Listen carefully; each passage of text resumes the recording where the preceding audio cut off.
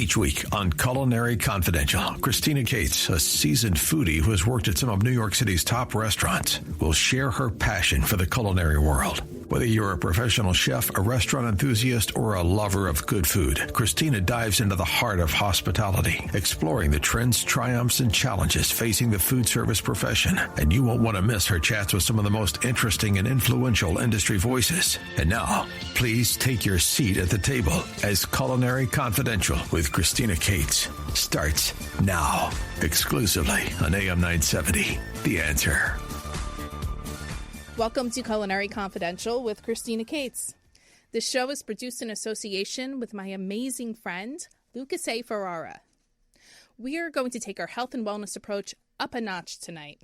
On this episode, we're not only going to talk about the obvious benefits of eating a well-balanced diet, but in addition to that, we're going to talk about the specific vitamins and minerals you generally need depending on the age group you fall within.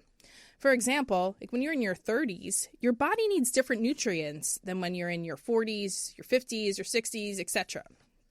My guest this evening is acclaimed doctor and best-selling author, Dr. Ian K. Smith. Everyone has heard of Dr. Ian.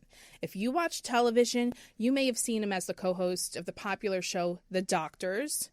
He also served as the medical expert on VH1's Celebrity Fit Club, and he was the medical contributor and co-host of The Rachel Ray Show. Now, if television isn't your jam and books are more your speed, he's made his mark in that arena as well. Dr. Ian is the #1 New York Times bestselling author of the Metflex Diet, Shred, as well as Super Shred, Blast the Sugar Out, The Clean 20, and about 20 other books with millions of copies in print. His novels include the award-winning The Blackbird Papers, The Ancient Nine, and the Ash Kane series, The Unspoken, Wolf Point, The Overnights, and Eagle Rock. But it is important to mention that in 2010, President Obama appointed Dr. Smith to the President's Council on Fitness, Sports, and Nutrition, recognizing his dedication to public health. Dr. Ian is now out with a new book and recipe book, appropriately called Eat Your Age. Now, the goal of this book is to help you feel younger, be happier, and live longer. He's going to guide us and teach us how to defy the effects of aging by implementing simple changes at every decade. Because according to Dr. Ian, by eating the right foods, keeping tabs on the right numbers, moving the right way, and sleeping better, you can slow the hands of the proverbial clock. Since food is medicine, this book will teach us how to eat at every age to prevent life-threatening diseases. Eat Your Age provides specific lifestyle and diet advice, including meal plans, there's recipes, there's fitness and medical tests for each decade of life. Now, I have to tell you, this is really hitting a nerve with me personally because I'm in my early 40s and continuing to feel and look youthful feels like an uphill battle these days. So I'm interested in hearing what Dr. Ian has to say about the 40s decade and to see if there are things I'm not incorporating enough into my daily routine that could benefit me. What's great about this show tonight is that it literally affects and benefits every single person listening. Hi, Dr. Ian. Welcome to Culinary Confidential. Thanks for having me. I'm glad to join you. So I'm so excited to dive into discussing your new book, Eat Your Age. But before we do, tell me what inspired you to pursue a career in medicine and wellness. Well, you know, since I was a 9-year-old kid, I always wanted to be a physician. It was just something that appealed to me. I was always a curious kid. I always liked to investigate and dissect little animals and insects. So that was just a childhood curiosity. I also liked the way that my pediatrician made me feel. I thought it was really cool that my pediatrician, who was a complete stranger to me, could make me feel at ease. And, you know, when I was in with him and talking to him and doing an exam, he just gave me confidence and trust. And so I said, I would hope that one day I can do the same with someone else and help them and make them feel comfortable. And so I've always wanted to do it. I never really was planning on being involved in nutrition or food. That just came later in my career when so many people who were following my column in Time magazine, they were emailing me always about weight loss and nutrition and fat burners. And so that became another thing that I started doing as I became a doctor. That's awesome. I love the fact that you had such an impression at an early age from the pediatrician. I think that really put out the blueprint for your life, whether you knew it or not at that age. That's awesome. And you grew up in Danbury, Connecticut, right? Yeah, I grew up in a small town in Connecticut. I love it. I've been there. And yeah, you have? Oh, wow. Yeah. Okay, good. That's where Stu Leonard's originated. Am I right? The where? Stu Leonard's, that grocery chain. Yes. Started in Danbury, Connecticut. Right. See, I know these things. Right. Now, how did you transition from practicing medicine to becoming a best-selling author and TV personality? Well, I always wanted to write books. Since I was a little kid, I wanted to write novels. But when I was writing my column for Time magazine, I got an email one day from an editor at Random House, the publishing giant. And the email basically said, hey, we love your column. We love how you write. Would you be interested in writing some books? Well, geez, who wouldn't be? Right. Because I had tried actually years before then on my own to write some books, but couldn't really get any takers. So after my column was out there and they liked it, they offered me a chance to write books. And that's really what started my publishing journey. So it was an interest I always had, but just hadn't had the opportunity until my column got noticed. That's awesome.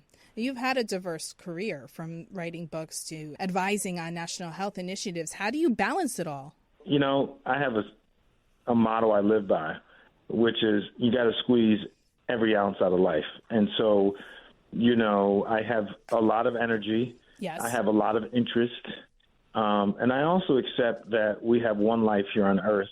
And, I just think it would be so boring for me to just do one or two things for whatever time I have here. I want to taste as many flavors as possible and have as many adventures as possible. I'm a person, by the way, who's not afraid to fail. I'm not afraid to lose. So I think that gives me the freedom to try different things without thinking about whether or not it's going to be successful or not. It sounds like you just have a really sharp mindset, and that's kind of half the battle in any successful thing that you do in life. Well, I agree with you 100%. I'm also a very curious person, and I'm a learner. I like to learn things. I mean, it could be learning countries on a map, to learning, what kind of molecular, problem is going on, in a pathology or disease process. I mean, I like to just learn. I'm a learner. Language is anything. And so I think that really sets me up nicely to be curious and to be open to trying new things and doing new things and, not being afraid. If you're just tuning in, I'm joined by Dr. Ian K. Smith. He is the author of his new book, Eat Your Age. Now, Dr. Ian, let's talk a little bit about this book because I've read it. I think it's fantastic. It's making me look at food differently because I'm in my early 40s. I really never wrapped my head around maybe there's specific things I should be eating for my decade. I would always just practice trying to eat well, like a higher protein, lower carbohydrate diet, stay within your calories. But I never thought diving deeper into what does someone need in their age range. So let's talk about the book. Yeah, so I've had this idea for a while, and the reason why I got this idea is because people would come up to me or send me messages on social media and say, hey, I'm in my 40s or 50s, 60s plus, and why is it that my body is reacting to food that I always had in my 20s or early 30s? Why is it not, tolerating it now? And, why am I not moving like I used to when I was younger? And what I realized is that people just weren't understanding that as we age, our body changes, just not physically, but also physiologically, and that you have to make adaptations. And people just weren't making the adaptations. They were trying to eat everything they did in their 20s and move in the same direction, and that's just not how the body is built. And so I really wanted to break down for people for every decade, starting in your 30s, going all the way up into your 60s plus, what are your power nutrients that are important for your decade? What are the safest and best exercises? What medical conditions are lurking around the corner in your decade? What medical screening tests are important that you get? And then at the end of each decade, I give a 30-day customized meal plan with the goal of incorporating into your daily regimen those power nutrients that are important.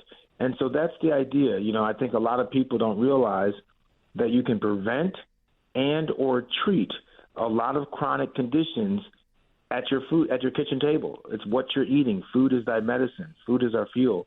And so this book is trying to get people in that mindset that if you can power your body with the right fuel, then you can live longer, feel younger, and be happier.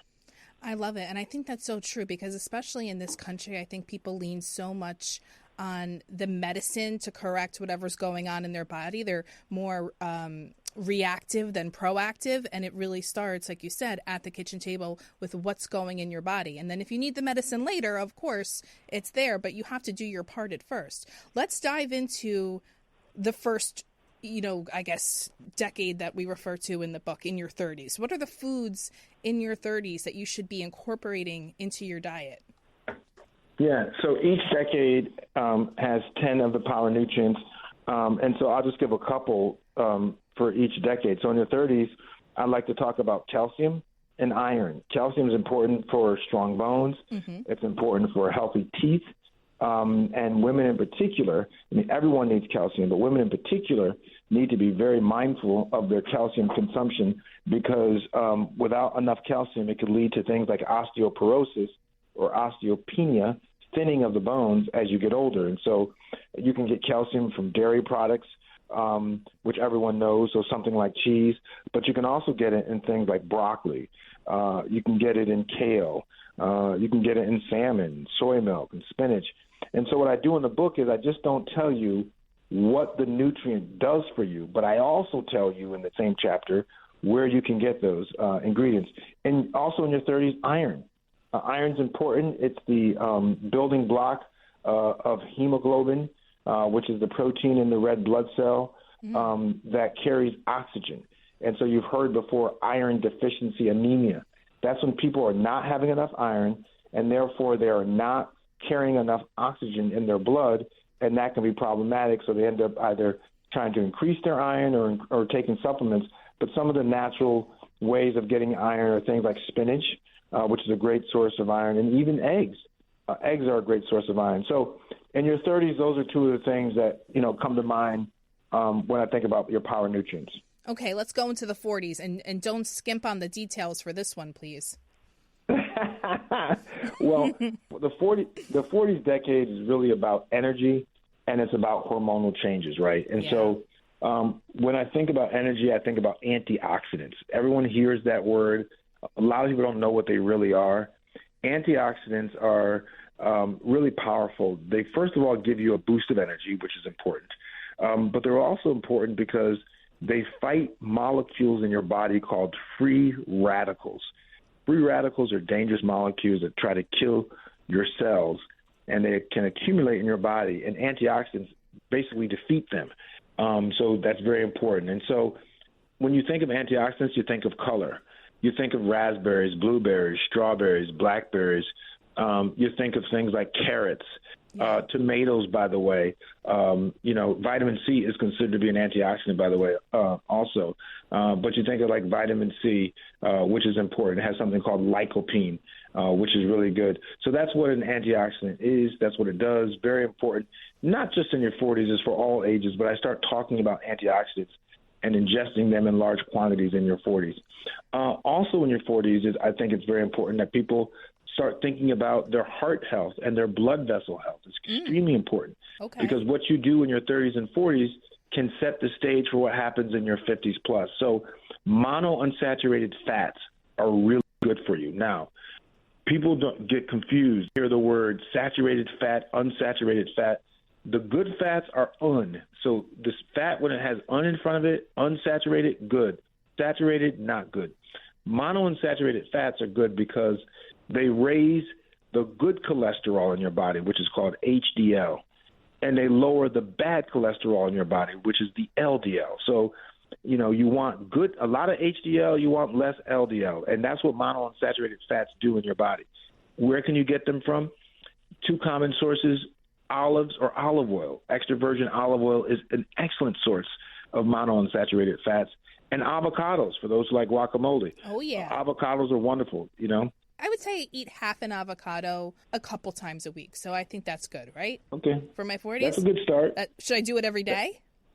Well, not every day, but, maybe a couple times, 2 or 3 times Is good? But there are also other sources of monounsaturated fat. So, olive oil is wonderful. Cooking with olive oil and using it as much as possible is great. Are you cooking with butter ever, or is that like a no, in moderation? No, I mean, I don't cook with butter.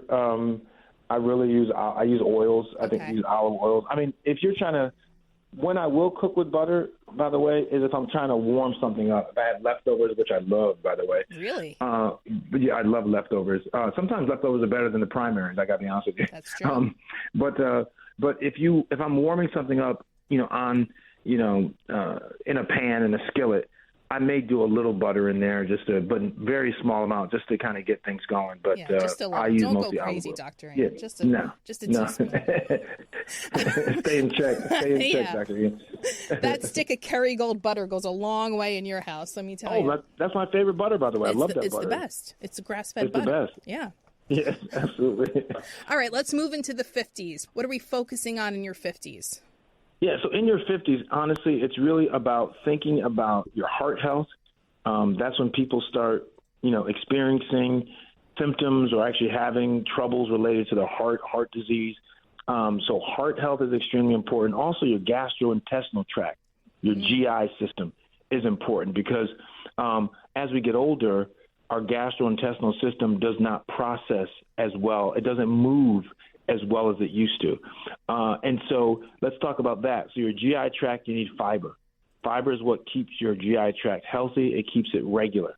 And so fiber, of course, you find in things like leafy greens, a great source of fiber.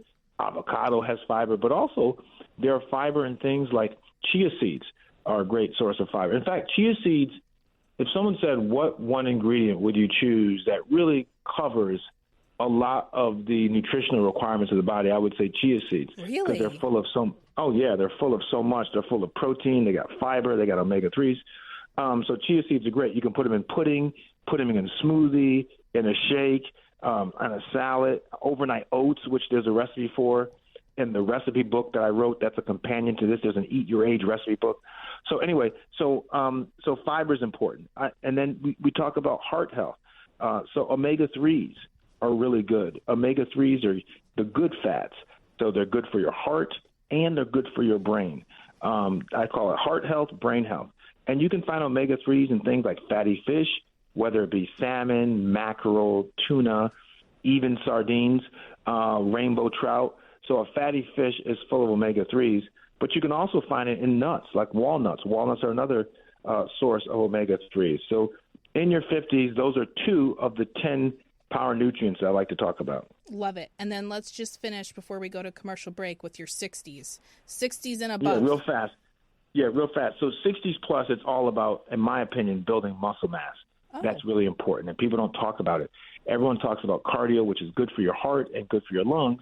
And yes, I encourage cardio, but people ignore strength training or resistance training. You got to build muscles. Why? 1, it increases your metabolism, so you burn more calories. 2, it's good to protect joint pain. It helps take energy away from your joint.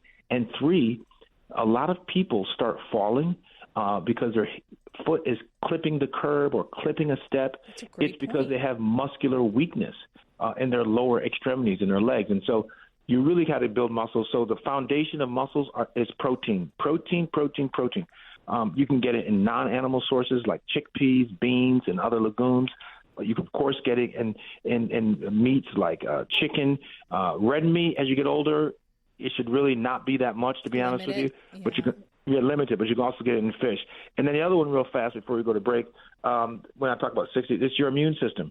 Your immune system, of course, as you get older, becomes more important because it starts to wane a little bit. And you start having problems with little viruses and bacteria that you could really deal with very easily in your younger years. Now when you get a cold, now when you get an infection, your body is really working hard to try to fight it. And so things like vitamin C to help do that, to boost your immune system. You can find that, as I said before, in tomatoes and things like peppers. Believe it or not, peppers are a great source of vitamin C. So those are the 2 power nutrients in your 60s plus that I think are critical to focus on. I think that's awesome. And I do want to mention I had a chia seed pudding this morning, and I just want to get some bonus points from Dr. Ian, okay? Tons of them. Yeah.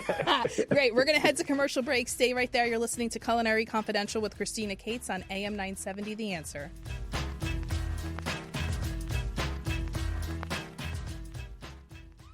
Over the last 30 years, Newman Ferrara, a New York City law firm, has evolved into a national practice focused on real estate, commercial, litigation, civil rights, class actions, and other complex litigation, representing many of the city's largest property owners, managing agents, and thousands of tenants. Newman Ferrara handles some of the nation's most significant class actions and civil rights matters. Newman Ferrara at 1250 Broadway in New York City. Go online to newmanferrara.com.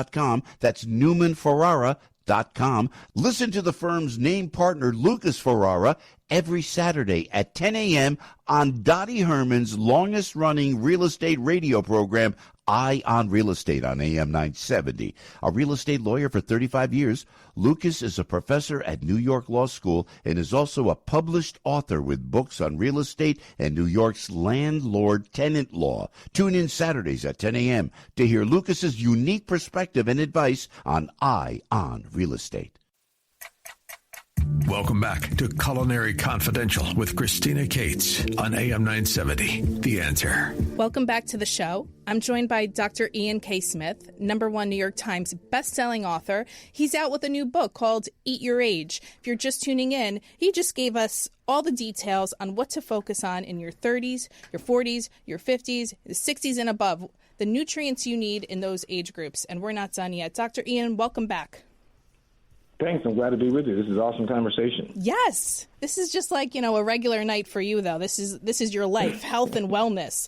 On my show, we talk about a lot indulging in restaurants, but, we're keeping it healthy tonight on the show. So this is good because it's all about balance. You can do both. You can do both of them. I like both of them. Where do you like to go out when you're in New York? So when I'm in the city, which particular restaurants or what kind of food do I like? Which particular restaurants? And then we'll get into the food. Well, I used to like to go to Bobby Flay. Used to have a restaurant on Midtown. It's called the American or something like that. When I used to eat steak, I don't eat steak anymore. But that was a place that I really like to go to. I also, I used to like to go to the Royalton. Believe it or not, the Royalton had a dish there, a salmon dish, that was just absolutely amazing. Omega-3s. Yes, omega-3s on a bed of mashed potatoes with some cucumbers. I love that. That's like my perfect meal. You know what I mean? But then sometimes if I want, I don't always eat like the healthiest of food. On 72nd Street, there's Charlie's pan-fried chicken. And what I get there is not the fried chicken, though I hear it's good, but I get the pulled pork. Is really good with some mac and cheese and some collard greens. Ooh, maybe I should do a show with them. That sounds amazing. Oh my goodness, it is so. And what I like about it is you can't eat there, by the way. A restaurant is serious when that they're about the food. It's a sliver of a place, but you have to do takeout. But it is when you get home and it's still warm. It is a great meal to have. It's just very indulgent, let me tell you. Oh, you're killing me. That chia seed pudding this morning didn't really fill me up, I'm starving tonight. All right. Let's talk more just about the health and wellness space. You talk a little bit about hydration in your book and how important it is. I drink water all the time, but how much should we be drinking every day per person to really stay hydrated? That's a common question, and you go on the internet or go on TikTok or in the Instagram, you got 40,000 different answers to that. Well, what I was taught when I was in medical school by our renal physiology doctor, that is a kidney researcher, what is the magic number? And he said, Smith, there is no magic number. He said the number really is based on how much water you lose throughout the day. So the purpose of drinking water is to replace your water loss. The body is about 70% water. And throughout the day, we are losing water, whether it's going to the bathroom, through elimination.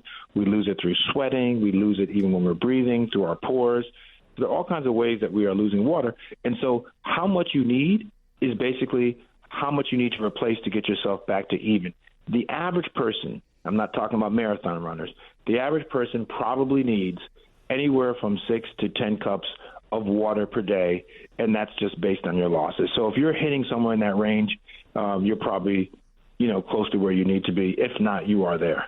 I love it. All right. You also talk in your book about the 15 ingredients for a recipe to glorious aging. I'll just read some. Sure. Number 1, find purpose. 2, stay hydrated, which we just talked about. 3, cut back on salt. Protect your skin. Exercise your heart. Limit alcohol. Sleep long and deeply. We got to go back to that one because I need some support in that area. Exercise your brain. Visit your dentist. Eat more plants, less meat. Stress less. Find your community. Increase your vitamin C intake. Gorge on antioxidants, and fill up on fermented foods. That sounds like a pretty good plan there. I mean, you're kind of covering everything from soup to nuts. Okay, the sleep long and deeply. Help me. I don't know why. I fall asleep easily. I don't stay asleep, and it's never deep. Sleep hygiene is very tricky but very important. There are good sleepers. There are bad sleepers. There are sleepers who can sleep well in certain conditions. And it's very idiosyncratic and very individualistic. Like there's no one recipe for everyone. I happen to be a very, very good sleeper. I can sleep through a train, coming through the living room. I mean, that's just kind of how I am. I'm jealous. But it's really, and on a plane, I can sleep before the plane takes off. But it really is about, when you talk about regular sleeping in your bed at night, it's about your sleep environment. A lot of people have bad sleep environments. What do I mean by that? The temperature is not right. The bedding is not right. The scent is not right. Ooh. And, some people don't do well in a cluttered room. Some people need nice, clean, kind of, refined, streamlined areas to go to sleep, because part of that is kind of, it unwinds them to be in a nice, clean, simple area.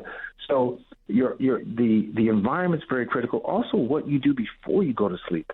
A lot of people are doing the wrong thing before they go to sleep. For example, for some people, exercising before you go to sleep is not a good idea because it keeps you up. Right. People also believe that watching movies or TV before going to sleep, they think that can help them, but not necessarily. And let me tell you why.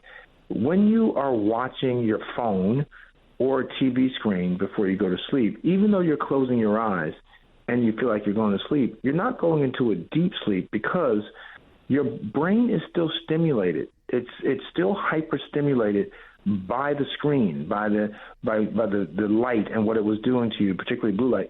And so what happens is you're sleeping, but you're not sleeping very deeply, and it takes a while before you get there.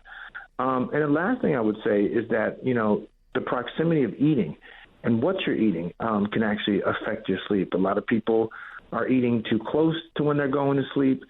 They end up getting GERD, which is reflux sometimes. There are also certain things that can keep you awake. We know caffeinated foods are not, good to eat before you go to sleep. So there are just so many different things that a way to improve your sleep hygiene through either environmental or behavioral changes, like making sure that, when you go to sleep, you got to kind of unwind. You just don't fall into bed. You got to kind of unwind and go through a routine. It could be a shower, listening to music, reading a book, something that really calms you and lets you slide into sleep nicely. Oh, I love this. I think I really do need to kind of check in with myself at night and go through my routine and see if I'm doing some of these things. So that was great. I love that.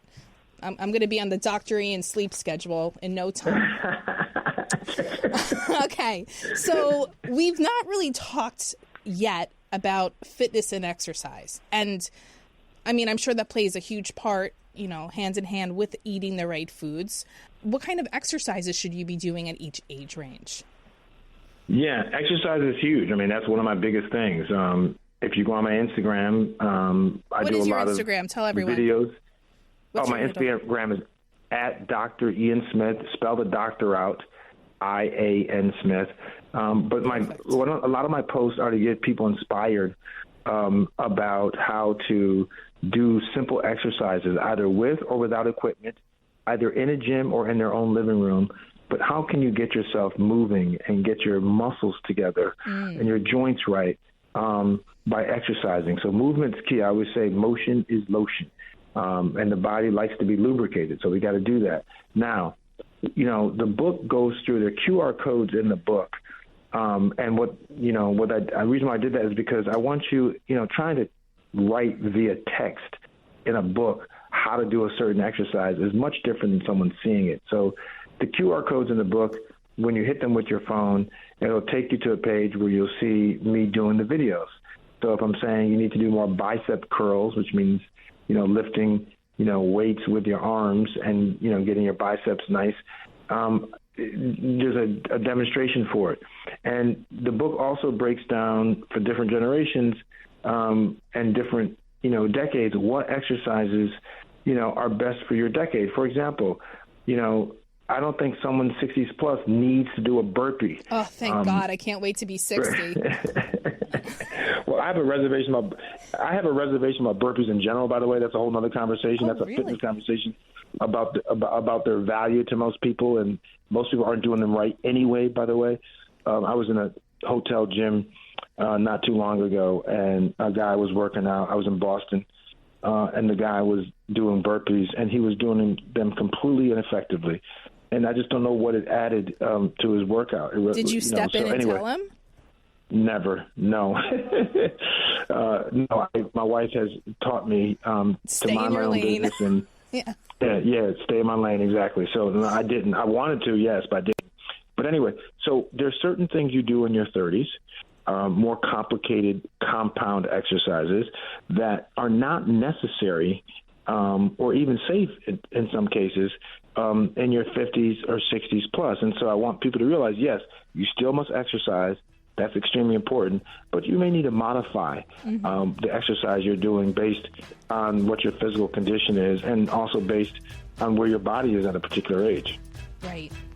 Okay, Dr. Ian, we're going to go to our last commercial break. Stay right there. You're listening to Culinary Confidential with Christina Cates on AM 970, The Answer.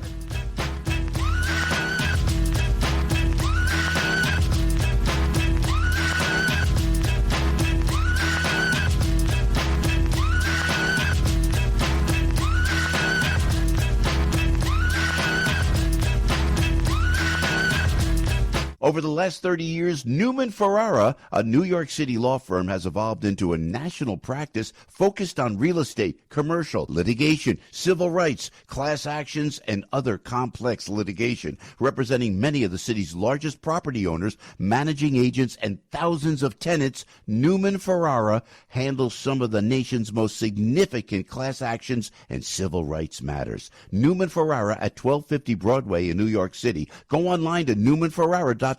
That's newmanferrara.com. Listen to the firm's name partner, Lucas Ferrara, every Saturday at 10 a.m. on Dottie Herman's longest-running real estate radio program, Eye on Real Estate on AM 970. A real estate lawyer for 35 years, Lucas is a professor at New York Law School and is also a published author with books on real estate and New York's landlord-tenant law. Tune in Saturdays at 10 a.m. to hear Lucas's unique perspective and advice on Eye on Real Estate. Welcome back to Culinary Confidential with Christina Cates on AM 970, The Answer. Welcome back to the show. If you're just tuning in, I have Dr. Ian K. Smith on the show tonight. He's the New York Times bestselling author. He's written over 20 books. Tonight we're talking about Eat Your Age. Health and wellness is the trend tonight. Welcome back, Dr. Ian. Thanks for having me. I'm having a good conversation with you. I'm enjoying it. Oh, good. Me too. I think we're going to have you back. I mean, you write so many books. I mean, you're going to be back in no time. All right, we've talked about the food. We've talked about exercise. I have some other questions for you. You talk in your book about the Blue Zone, these regions around the world that are, known as the Blue Zones. Talk about why they're important and why they're so significant. Yeah, so this has been well-documented research by Dan Buettner and his colleagues.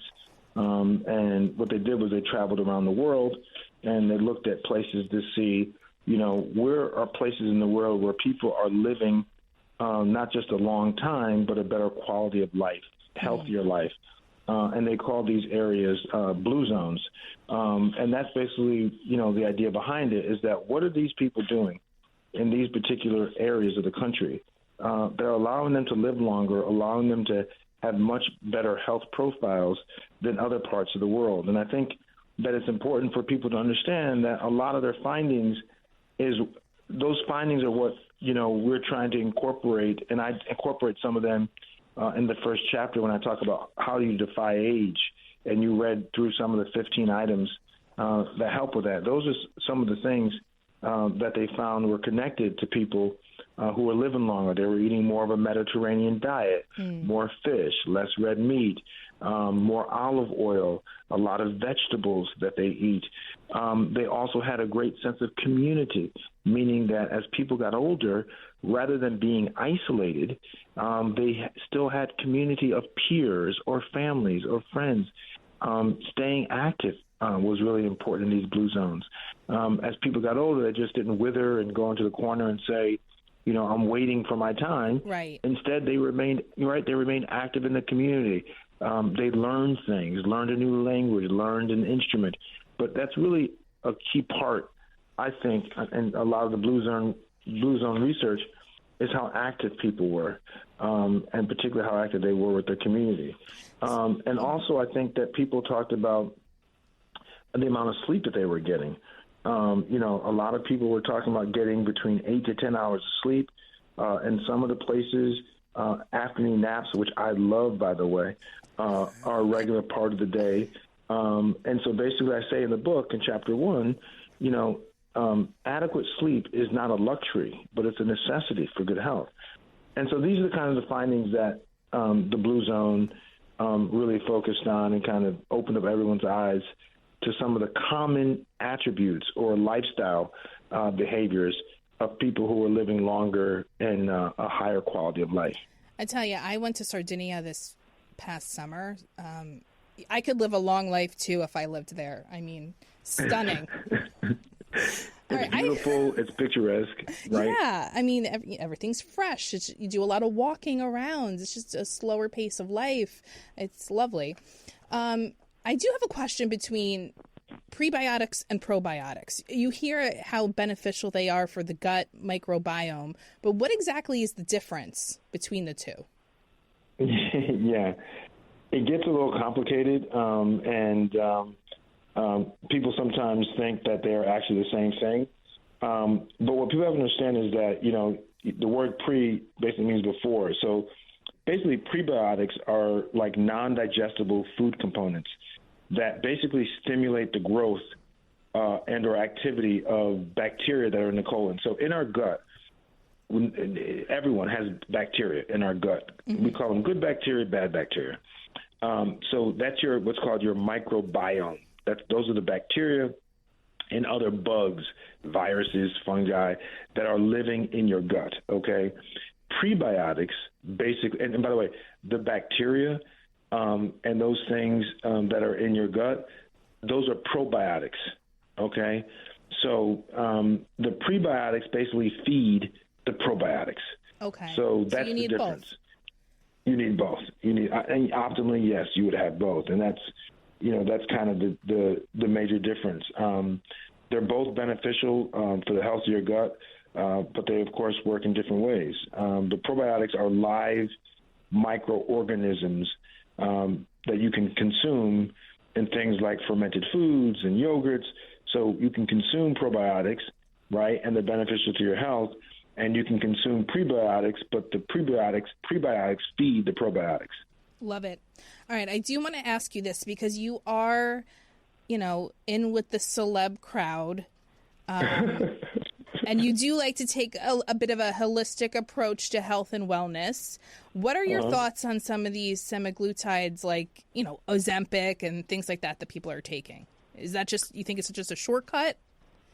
Well, these medications were first discovered and used to treat type 2 diabetes. So people have to understand that these are diabetic medications. They just happen to find that as a byproduct of what these medications did, that people were losing weight. So then they go and they start researching, well, why are people losing weight on these drugs? Well, the answer is simple. The simple answer is people are losing weight because they're eating fewer calories. So these drugs do a couple of things. They cause you to, they increase your satiety, which means your feelings of fullness. So they make you feel full longer in your brain. So they go to your satiety center and they say, hey, I'm going to flip the switch that says, I'm full. I don't need to eat. And another thing they also do is they slow down something called gastric emptying. And what that is that when you eat your food and the food is passing from your stomach into your upper small intestines, the amount of time it takes for your food to go from your stomach to your small intestines is called your gastric emptying time. And the slower your gastric emptying time, the more the food is in your system and the fuller you feel for a longer period of time. And what happens when you feel full? You don't eat.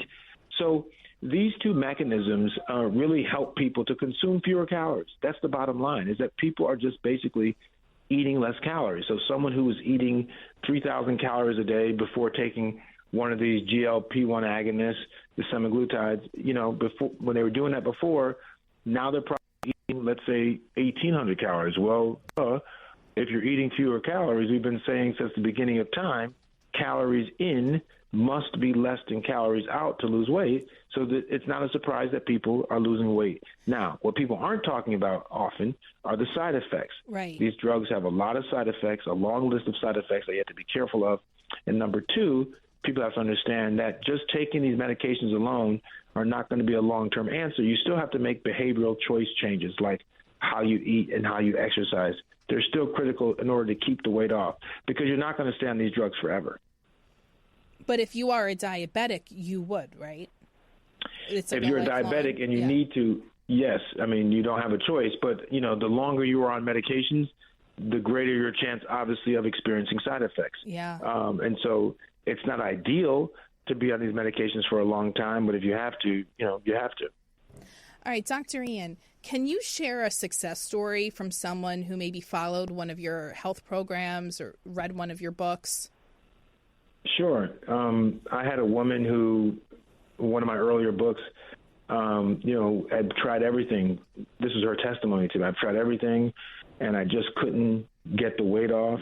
My cholesterol level was high. My blood pressure was high. And she tried one of my programs, and she actually started a Facebook group, which I now have. So she started a Facebook group of people who were wanted to follow my SHRED program. That was my SHRED book. And so I have one with Eat Your Age, by the way. So if you go to Facebook and just type in Eat Your Age, that's the name of the group. The name of the book is the same. And then I have these programs where, like tonight even, I'm going to be doing a Zoom session with the group members. So what I do is I help people in these groups. I help them get through the book. They buy the book, but I help them. If they have questions, I bring, experts on to talk to them in our Zooms. But anyway, so yeah, she did it. And followed it, lost over 100 pounds. Incredible. Over a couple of years, and lowered a lot of her blood pressure and her cholesterol levels. That's awesome. All right, what's next for Dr. Ian? Any new projects or books in the works? Yes. So I am, I write fiction also. So I write a detective series. So my detective series is based in Chicago. The main character is called Ash Kane. And so in August, at the end of August, it's going to be the 5th installment of the series. It's called Beyond Midnight. And so those who want to eat and then also read a fun book, the Ash Kane series has been, highly regarded and well received, and I enjoy writing it. And I enjoy when people send me messages on Instagram saying how much they liked it. I know, you're so talented, you little author, you. I don't know about that, but one thing I am is I'm fearless. I try everything. I love that. You got to take risks, do it all. Yeah. All right, yes. Dr. Ian, I think this was such a fantastic show tonight. I know I'm personally looking at the foods I eat in a different way now because, as I'm getting older, like you said earlier, things just affect me differently. So I thought this was personally just a very fruitful show for myself. But I thank you for your time tonight, and I wish you continued success in all your endeavors. Food can be tasty, and it can be fun and healthy. They're not mutually exclusive. You should have a cooking show on the Food Network. And from your mouth to God's ears. Yeah, right? Let's make that happen. Yeah, exactly. Nice talking to you. Thank you so much. Thank you. Thank you for listening to Culinary Confidential with Christina Cates, Sunday nights at 9 p.m. on AM 970, The Answer. Tune in next week for a show all about love. I'm joined by NFL Hall of Famer Alan Page and Dwayne Wade's private chef, Richard Ingraham. They both have new books out where the secret ingredient they cook with is love. That's the show. Thanks for listening and have a great night.